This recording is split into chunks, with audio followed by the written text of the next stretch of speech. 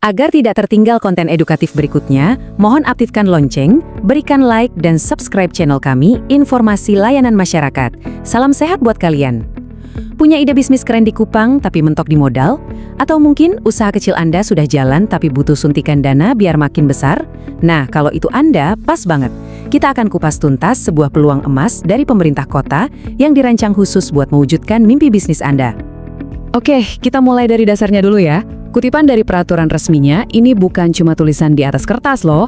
Ini adalah komitmen dari pemerintah kota untuk memastikan setiap rupiah dana bantuan itu benar-benar sampai ke tangan yang tepat dan dipakai dengan benar. Tujuannya jelas banget. Bukan sekedar ngasih pinjaman, tapi benar-benar mau menghidupkan mesin ekonomi lokal, yaitu para pengusaha hebat seperti Anda. Ini dia peta perjalanan kita untuk beberapa menit ke depan. Kita mulai dari yang paling dasar. Apa sih dana PM itu?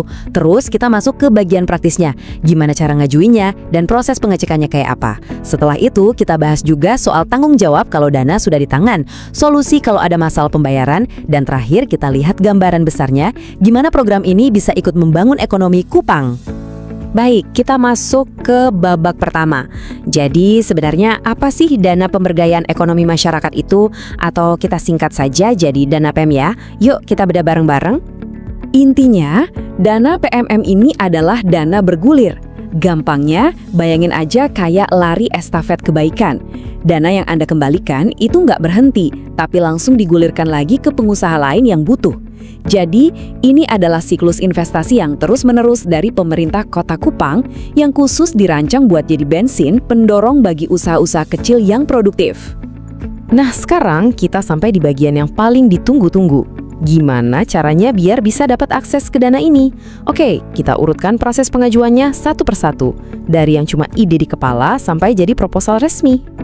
Prosesnya itu ada 4 langkah utama. Pertama, tentu saja siapkan proposal usaha yang jelas dan meyakinkan. Kedua, kumpulin semua dokumen pendukungnya. Ketiga, ajukan proposal Anda ke aparat setempat, misalnya ke kantor kelurahan. Nah, yang terakhir, proposal Anda akan dimasukkan ke sistem digital namanya Sinada Emas. Ini sistem terpusat biar semua pengajuan itu tercatat rapi, transparan, dan gampang dilacak. Dan jangan khawatir, kelihatannya mungkin ribet, tapi aslinya enggak kok. Coba lihat deh, ini dia tampilan formulirnya. Cukup jelas kan? Anda tinggal isi data usaha, jelaskan tujuannya mau buat apa, dan rincian dana yang dibutuhkan. Anggap saja ini cara Anda bercerita dan meyakinkan pemerintah tentang potensi bisnis Anda. Oke, proposal sudah masuk. Sekarang, Anda bisa sedikit lega dulu. Giliran tim verifikasi yang bekerja. Tahap ini penting banget untuk menjaga program tetap adil dan akuntabel. Intinya, untuk memastikan dana ini benar-benar jatuh ke tangan yang tepat dan siap untuk maju. Proses verifikasinya ada 2 lapis. Yang pertama itu cek administrasi.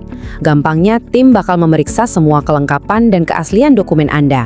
Kalau semua di atas kertas udah beres, baru deh masuk tahap kedua, yaitu uji faktual. Nah, di sini nih, tim bakal datang langsung ke lokasi usaha Anda.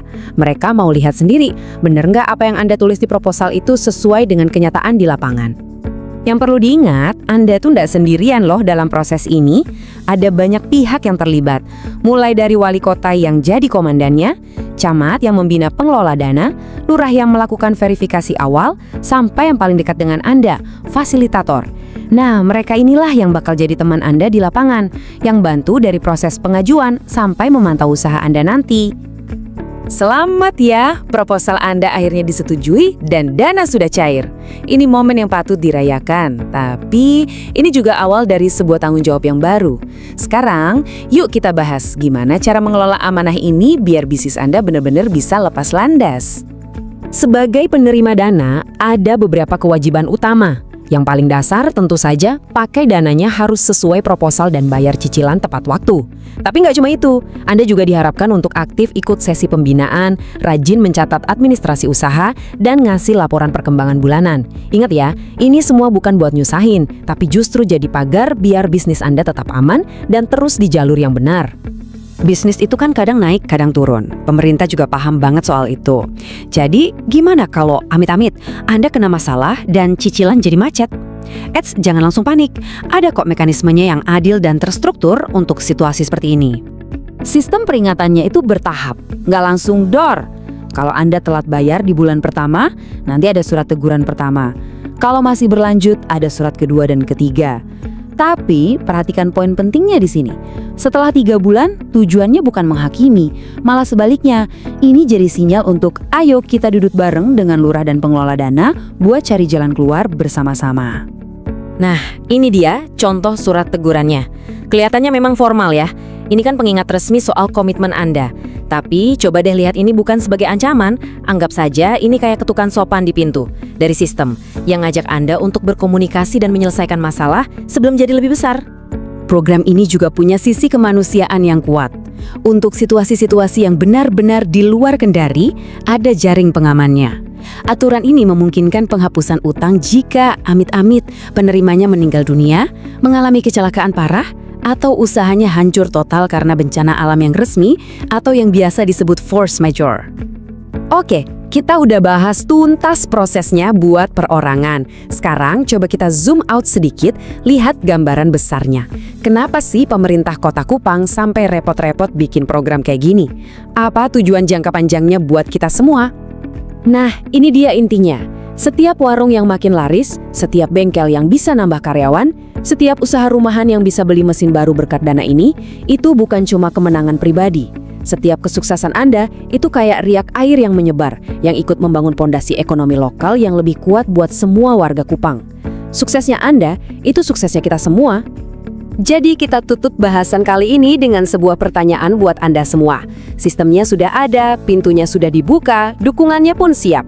Pertanyaannya sekarang adalah, bagaimana Anda, para pejuang ekonomi di Kupang, akan memanfaatkan kesempatan emas ini sebaik-baiknya untuk membangun masa depan ekonomi lokal yang lebih tangguh,